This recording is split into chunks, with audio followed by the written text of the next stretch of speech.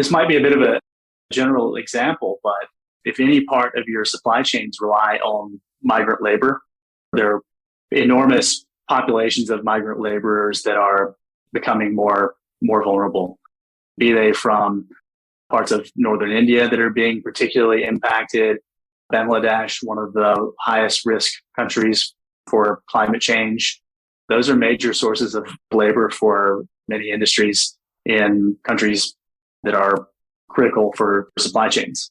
I think that's one area where a lot of companies, they have been aware of the issue of migrant labor and the need for ethical recruitment. It's been part of the discussion for years, and companies are rightly prioritizing it. I don't think all of them have recognized that those countries of origin are also poised for serious disruptions by climate change. Human trafficking doesn't always take the form we first imagine. It can be found at almost any level of an organization's supply chain. What can compliance professionals do to assess human trafficking risk, and how can they leverage the resources of the organizations they work for to help root out this tragic problem? Gwen Hassan is here to help. This is Hidden Traffic. Hi, this is Gwen Hassan. Welcome to a new episode of Hidden Traffic. Today, I'm thrilled to have as my guest Jeff Bond. He is the Director of Strategy and Design for the Global Fund to End Modern Slavery. Thank you very much for joining me, Jeff. I appreciate having you here today. Hi, Gwen. Very glad to be here. And good evening from here in Hong Kong. I was just about to say, actually, it's not good morning for you. It's evening in Hong Kong. Thank you for staying up to join me. I appreciate it. Not a problem. I'm looking forward to our conversation. We're going to do a two-part conversation with Jeff because he and I have had some conversations where he raised a new kind of twist to the human trafficking story, something I had not thought of before and that is new to me. So I'm looking forward to picking your brain, Jeff. So we're going to start with kind of side one of the equation, which is the impact of climate change on modern slavery. Two very topical comments. But first, let's talk a little bit about you. So tell us a little bit about yourself, how you got involved in the kind of fight against human trafficking and modern slavery, and how you were drawn to work for GFEMS. Sure. My career has moved back and forth between social impact and business a few times. Mm-hmm. The need to have a positive social impact has always been there for me. That's kind of one of those base assumptions. But before GFEMS, my career exposed me to many industries and geographies where modern slavery is prevalent.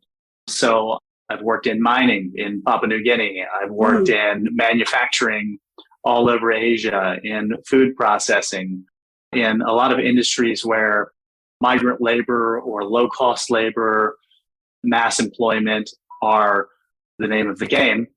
And I've also lived in many countries in which prevalence is high. That both motivated me to do something, and it gave me an inside view of many of the complexities that we continue to grapple with. And I suppose it also gave me some different angles of approach to the problem. All those things contributed both to my interest in this issue and my awareness of the issue, and also, I think, some of the tools that I bring to the issue. And then I stumbled upon GFEMS when it was still in its early days. It was much smaller back then.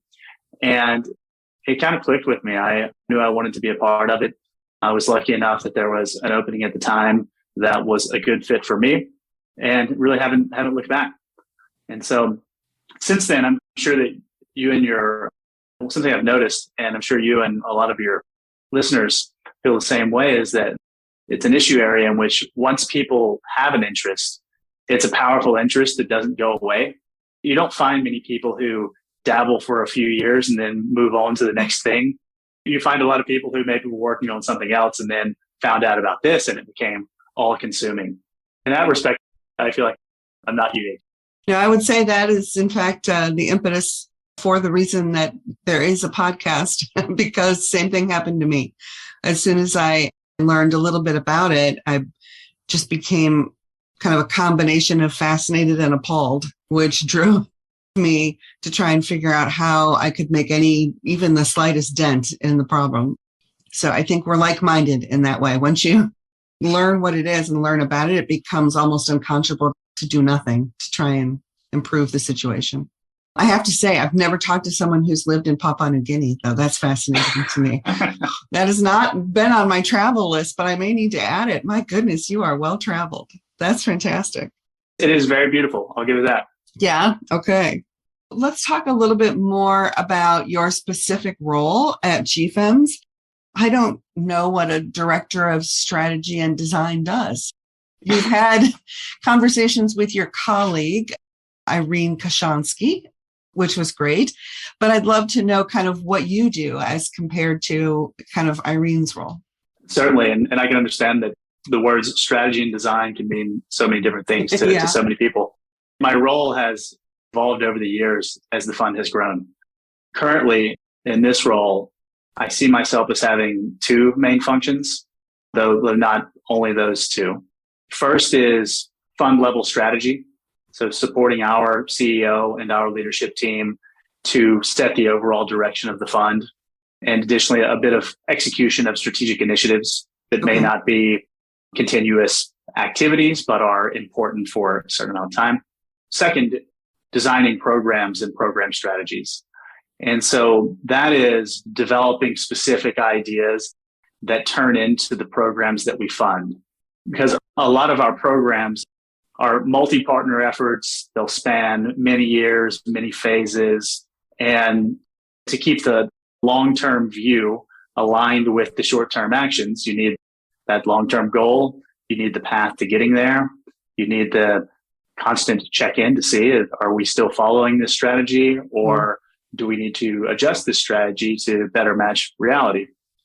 And that involves a lot of rapid research, stakeholder engagement, convening different groups, sometimes very different groups, and collaborating together on what solutions might be. Of course, also lots of very detailed planning, the kind of unglamorous stuff that isn't always fun to discuss. You're saying project management isn't glamorous? I would argue with you there. Yeah. I forgot who I'm talking with today. And in this capacity, to give you a sense of what we've achieved over the years, we've developed and managed strategies with dozens of partners. I'm not sure what the latest count is, in about 10 different countries and as many industries. It ranges from Philippines, Bangladesh, Uganda, Brazil, in sectors ranging from domestic work to apparel and cross-cutting issues like labor migration and recruitment. Really learn a lot about the world map, and you learn a lot about how things get made in the world. Well, that is an excellent segue into the next point, which is it accurate to describe kind of climate change and the impact of climate change on modern slavery and vice versa as being a project or strategy or both? Certainly bigger than a project. It's been a focus area of mine. It is almost an issue area of its own. The intersection of climate change and modern slavery, or even more broadly between the environment and modern slavery, is one of the most interesting areas for me right now, both as a problem and as an opportunity as well. And people who know a lot about this will probably think that I'm about to say something very simplistic, but I think it's a good way to think about this problem, at least at a high level. I see it in two broad strokes. There are two broad strokes ways that climate change is driving modern slavery. The first is increased vulnerability. So originally, when I heard about, someone was asking me what I thought about the intersection of climate change and modern slavery, and I didn't really know much about it. I thought it was going to be a pretty straightforward story that populations are disrupted by climate change and driven into situations that make them highly vulnerable. And to a certain extent, that is true. That is certainly a part of it. And that disruption, it can be fast or slow. I think that initially I assumed it would be kind of shocking events, that when there's an unexpected natural disaster that drives people from their homes and puts them into situations of desperation. Like tsunami or hurricane or something like that. Yeah. Right. I've since learned that it can be very slow. It can be the longer process of the local environment changing, agricultural livelihoods diminishing, the livability of a community diminishing, and thus the local options are limited and desperation increases. And so these populations that were already probably among the more vulnerable populations become even more vulnerable to modern slavery. And as we're learning from the climate change and climate science, it is the global south and the most vulnerable populations that are disproportionately affected by climate change. So it's kind of a double whammy there. The second area that I totally overlooked is that forced labor is in clean energy supply chains.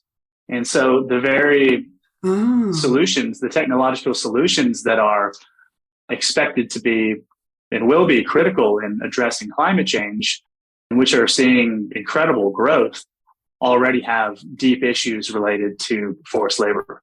There's a tendency, and this was something I was guilty of, to think of renewables and clean energy and so on as very high tech or high minded in a way that would mean modern slavery is not a risk. It's totally wrong, especially in recent months. I think people have been reminded of this because the solar panel industry in China has been very politically salient. But there are other aspects of the supply chain as well in which there's significant risk, really, really deep issues, from cobalt mining in the Democratic Republic of Congo, nickel mining in Guatemala. It's not just happening in solar panels in China. And we talk about a just transition to clean energy. We need to ensure that it is just for the communities and workers that are enabling that transition. It's very important to remember this side of climate change and how we're handling it to make sure that we're upholding the same moral standards that we should. There are those two aspects that we were going to discuss today. There's also a third aspect that we don't have time for on this segment. It is how modern slavery drives climate change, the opposite reverse relationship there. And this creates a really vicious cycle that I think we'll have to come back to. We'll cover that in part 2. Yes. I'm looking forward to having that kind of a long-term conversation with you so we can close the loop and show the cycle. I think that'll be great.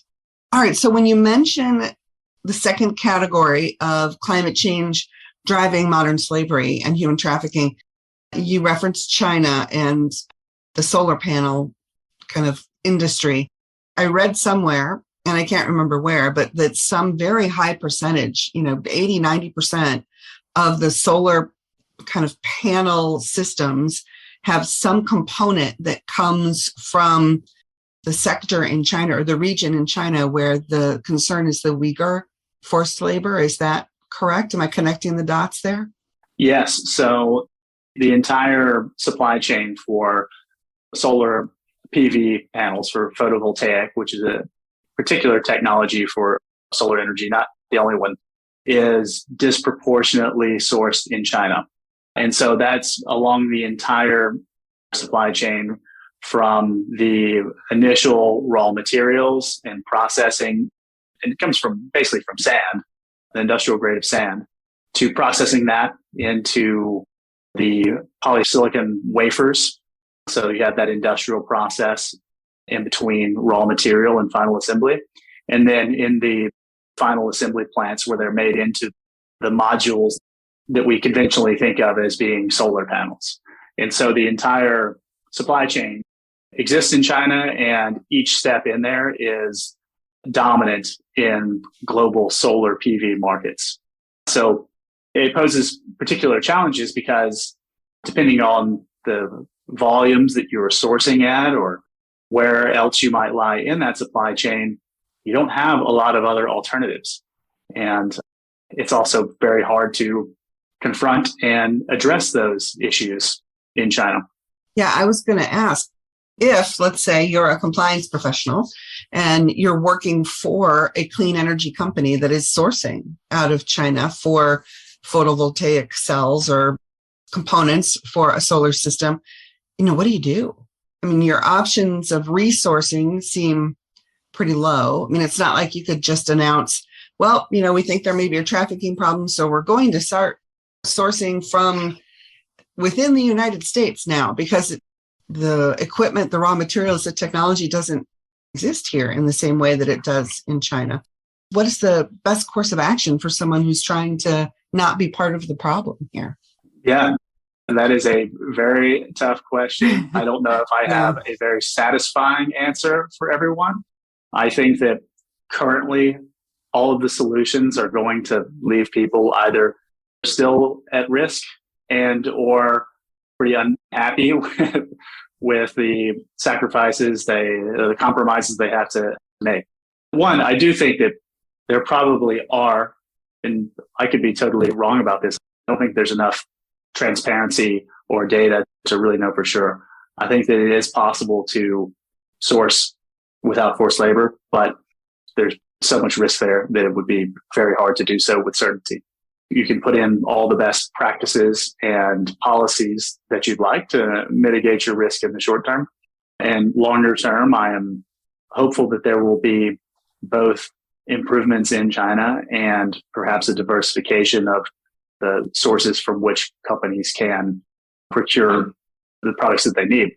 One fear that I have in the near term is that some of the suppliers might begin to cater to those who are ethically sourcing in a bifurcated way, that they will establish business lines or subsidiaries that can meet those needs and supply the buyers who need to see that, while also running an operation on the side that doesn't do any of that. And it raises some really difficult questions about, well, where do you draw the line? If someone has two factories and one of them is the one and one of them is exactly. How do you know, and does that really absolve you from your duties? I think the other really important thing I'm sure a lot of your audience knows about, is that the costs are increasing rapidly too. The legislation like Germany's Supply Chain Due Diligence Act, the Uyghur Forced Labor Prevention Act in the US, those are coming into effect. And those are really, it's not that there were no legislation before, but these are really step changes in what companies are going to have to, the standards they're going to have to meet, the consequences that they will face if they do not meet them. I suspect that just keeping up with the rapidly changing legislative situation is going to keep most of your listeners busy for a while. For a while. Yeah, I'm wondering myself, and I'm not trying to speak this into existence, anyone who's listening, but whether we'll end up with a WRO in this space too. They'll withhold release orders from U.S. Customs and Border Protection. You've seen them issue ones already for agricultural products coming out of that region from China, clothing and apparel products coming out of that. So it seems not unlikely to me that we might see one in this space as well, which will kind of answer the question for us, I guess, as to what a manufacturer is to do, which is they're going to be forced to not do anything as it relates to that region if there's an automatic denial of entry into the U.S. of the parts that they need to build this equipment. So let's segue back to cause number one, which you referred to as kind of the slow or fast impact of the climate on marginalized or vulnerable kind of populations.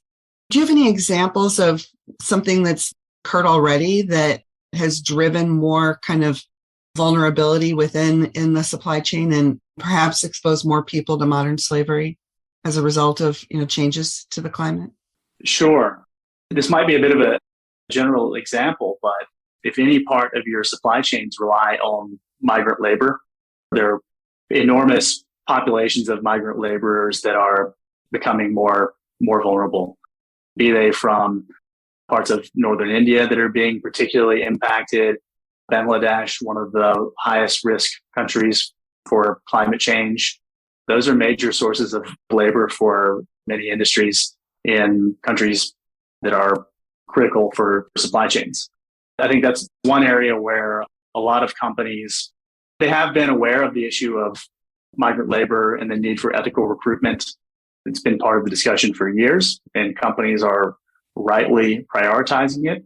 I don't think all of them have recognize that those countries of origin are also poised for serious disruptions by climate change. It's a similar story if your supply chain relies on local labor in places that are especially at risk of climate change. So in Bangladesh, you're seeing a lot of the traditional areas or agricultural practices, really the livelihoods aren't there anymore. And so people are having to migrate either to the city to work in the jobs that are available there or migrate overseas in an even riskier fashion. Is this because the water levels are rising there? Is it because temperatures are warmer so crops aren't growing the way they used to there? Both? All of the above? Another cause? Everything. I've heard every explanation depending on where you're talking about. And I think it can be extremely local in its effects. That certainly the general effect that I hear for Bangladesh is rising water, floods. I'm sure that is a gross simplification of what's actually happening. And anyone who's a climate scientist is probably shaking their head right now. Whereas in West Africa, my understanding is that it has more to do with prolonged droughts and desertification, areas that were traditionally fine for agriculture.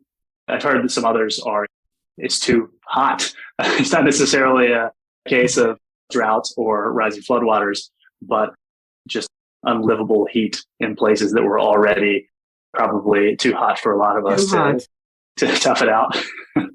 My goodness. All right. So someone who's working in-house, if I can translate what we've all just said now into some kind of practical guidance, it seems to me, and correct me if I'm oversimplifying here, but it seems to me that this is a real case for why compliance professionals need to be involved in ESG efforts overall, because looking at modern slavery or human trafficking kind of in a vacuum, which I think people have done before, as a thing that is separate and apart from other issues that they might be working on. I think the real message here from you is that it's not separate, that it is intricately connected to other issues that relate to corporate kind of citizenship, climate change and stewardship of the climate, and making sure that you're looking at those kind of drivers because they are all connected.